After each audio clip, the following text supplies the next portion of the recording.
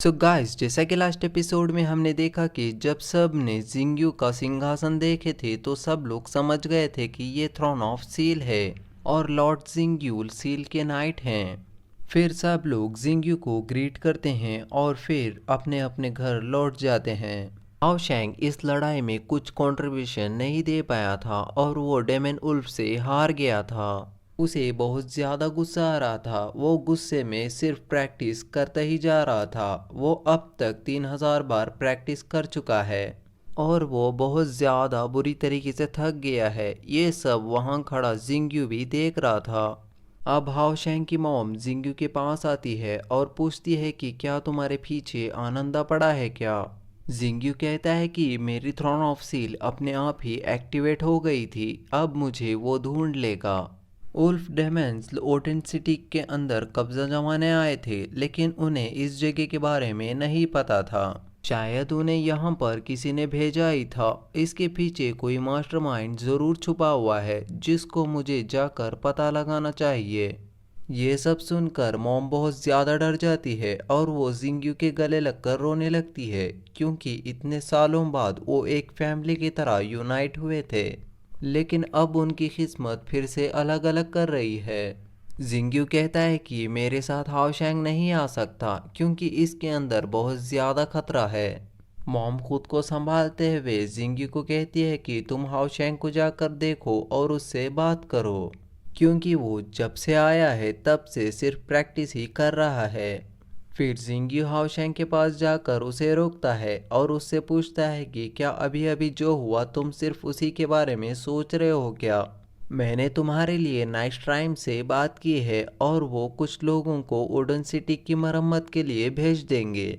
जो भी लड़ाई में जा चुके हैं अब वो वापस नहीं आ सकते। हाओशैंग पूछता है कि क्या ये सच है, अगर हम डेमन लॉर्ड फैंगज्यू को जान से मार देंगे तो यहाँ से सारे डेमन्स भाग जाएंगे। जिंग्यू कहता है कि हाँ ये सच है, लेकिन अभी भी उसमें बहुत ज़्यादा टाइम है। मैं एक सील नाइट बन गया हूँ, लेकिन मैं भी उसको अभी हरा नहीं सकता।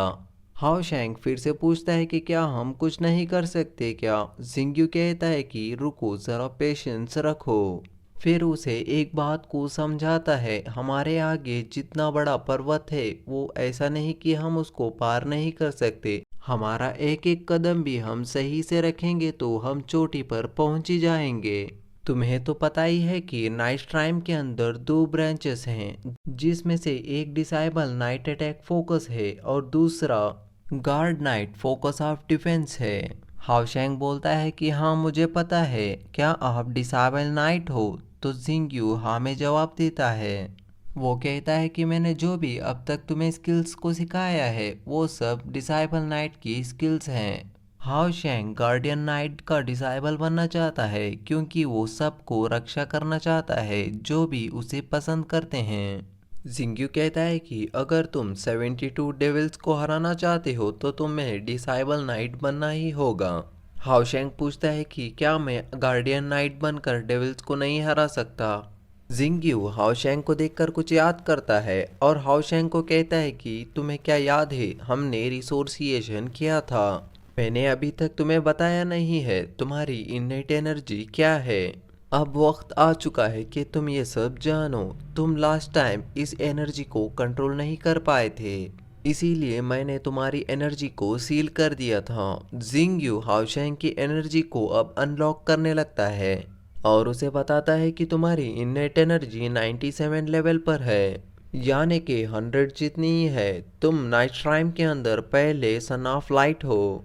हाओशैंग पूछता है कि सन ऑफ लाइट का मतलब क्या है। जिंग्यू से बताता है कि जो तुम्हारे अंदर है वो किसी में भी नहीं है। तुम दो नाइट की स्किल्स को एक साथ सीख सकते हो और नाइट टाइम के अंदर तुम डुअल नाइट बन सकते हो। और इस बात का ये भी मतलब है कि तुम्हें बाकियों से दुगनी मेहनत करनी पड़ेगी। तुम्हें इस एबिलिटी से दूसरों की सिर्फ भलाई ही करनी है।